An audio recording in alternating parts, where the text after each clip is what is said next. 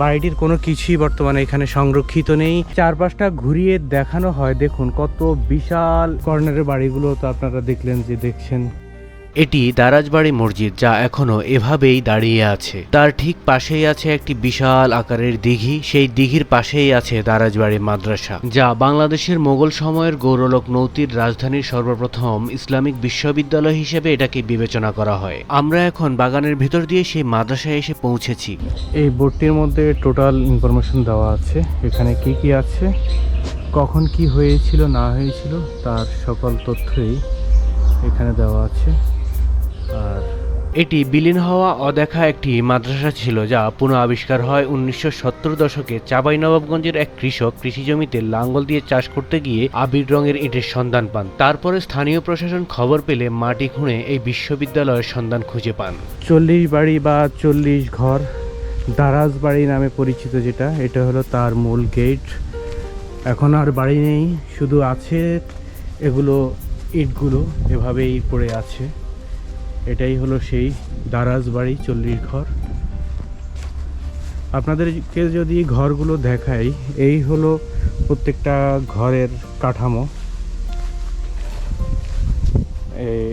একটা ঘরে আমরা ঢুকে দেখাচ্ছি, এটাই হলো ঘর।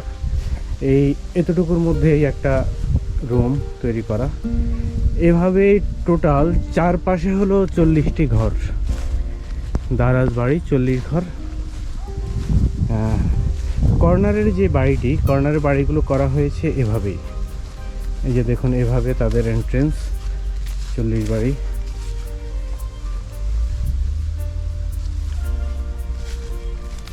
দর্শক, আমরা এসেছি দারাজ বাড়ি 40 ঘর। এটাই হলো সেই বিশাল এরিয়া জুড়ে 40 ঘর। তো দেখছেনই কি অবস্থা। তারা নেই, এখন আছে শুধু এই বাড়িটি, কিন্তু বাড়িটির কোনো কিছুই বর্তমানে এখানে সংরক্ষিত নেই। টোটাল বাড়িটি এখন বর্তমানে এই অবস্থা হয়ে আছে। মানুষ এখানে আসে দেখতে, ওইভাবে আসলে মানুষ এখনও জানে না, বুঝে না, এখনো ওইভাবে আসা হয়নি। দারাজবাড়ি ইসলামী বিশ্ববিদ্যালয় বা দারাজবাড়ি মাদ্রাসা বাংলাদেশের রাজশাহী বিভাগের চাঁপাইনবাবগঞ্জ জেলায় অন্যতম ঐতিহাসিক প্রত্নতাত্ত্বিক স্থাপনা ও প্রাচীন ইসলামিক উচ্চতর শিক্ষা প্রতিষ্ঠান। এটি বাংলাদেশ প্রত্নতত্ত্ব অধিদপ্তরের তালিকাভুক্ত একটি প্রত্নতাত্ত্বিক স্থাপনা। এটাকে বাংলাদেশের সবচাইতে প্রাচীন বিশ্ববিদ্যালয় বলে মনে করা হয়। দরজ আরবি শব্দ, যার বাংলা অর্থ হলো পাঠ করা বা পড়া। সেই অর্থে তৎকালীন শিক্ষা প্রতিষ্ঠানকে দারজবাড়ি বা দারাজবাড়ি বলা হতো। এই দারাজবাড়ি মাদ্রাসার সুনামে এলাকার নাম ও মসজিদের নাম পাল্টে দারাজবাড়ি মসজিদ করা হয়। এটি বাংলাদেশের সবচাইতে প্রাচীন মাদ্রাসার নিদর্শন। বাংলার স্বাধীন সুলতান আলাউদ্দিন হোসেন শাহের রাজত্বকালে 1405 সালের 1 রমজান তারিখে অথবা 15 শতকে সুলতান শামসুদ্দিন ইউসুফ শাহের আমলে সুলতানের আদেশে নির্মিত হয়। আর এটাতে শিক্ষা লাভের জন্য বিভিন্ন অঞ্চল থেকে মানুষ এখানে সমবেত হতেন। আপনারা দেখতে পাচ্ছেন ওই পাশে একটি প্রবেশদ্বার, পাশাপাশি এই যে এটা হলো আরেকটি প্রবেশদ্বার, একদম সোজা চলে গিয়েছে আমরা দেখতে পাচ্ছি। আর টোটাল বাড়িটি তো বিশাল একটি বাড়ি, একদম সব মিলিয়ে এই জায়গার মধ্যে 40টি রুম, 40টি ঘর একসাথে থাকার কারণে এটার নাম রাখা হয়েছে 40 ঘর। এখানে মোটামুটি এলাকার স্থানীয় যারা বা এলাকার এই চাঁপাইনবাবগঞ্জের যারা, তারা জানার কারণে এই 40 ঘরে আসতে পারে। এখানে পাশাপাশি সামনে খুবই সুন্দর একটি মসজিদ, সেটাও বর্তমানে এমন অবস্থায় হয়ে আছে ভেঙে। এটা যেমনটা ভেঙে গিয়েছে, ভেঙে এখন আর কোনো কিছুই নেই, সেটার মধ্যেও নেই। তো এখানে মোটামুটি প্রাচীন অনেক কিছুই আছে। আপনারা যদি চাপাই কখনো আসেন, এই জায়গাগুলোর মধ্যে এসে ঘুরে যেতে পারেন। এটা সোনা মসজিদ এরিয়া, স্থলবন্দর এরিয়ার মধ্যে এই জায়গাগুলো পড়েছে। এখানে অনেক কিছুই আছে দেখার মতো, শুধু মানুষকে একটু জিজ্ঞাসা করে নেবেন কোথায় যেতে হবে, আপনি সেখানে গিয়ে দেখে আসতে পারেন।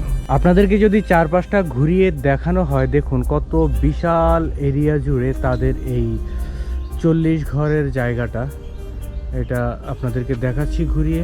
টোটালটাই চারপাশে রুম, এবং কি মাঝখানের যেই জায়গাটা, সেই জায়গাটা হলো এই জায়গাটা।